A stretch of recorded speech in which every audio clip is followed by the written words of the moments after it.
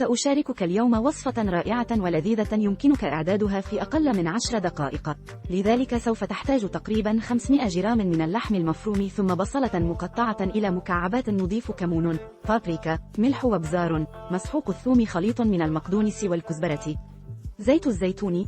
تخلط المكونات جيدا باستخدام يدك حتى تحصل على خليط متجانس جدا، وبمجرد الانتهاء من ذلك ستأخذ فطيرة تاكوس وتضيف في الوسط كرة من اللحم المفروم، وهناك سوف تفرد باستخدام أصابعك. بمجرد الانتهاء من ذلك ستقوم بلف فطيرة أثناء الضغط كما أفعل في الفيديو باستخدام السكين. ستقطع شرائح ثم تضعها في طبق الخبز. يمكنك استخدام طبق بشكل آخر بسهولة ووضعها كما في الفيديو. بعد الانتهاء ضيف الموزاريلا المبشورة واخبز على حرارة 200 درجة لمدة 30 دقيقة. سينضج اللحم ويحمر الجزء العلوي ويصبح جاهزا. يمكنك مرافقة هذا مع الصلصة التي تختارها. من جهتي كان مزيجا من كاتشب المايونيز، وعليك الاستمتاع به فقط.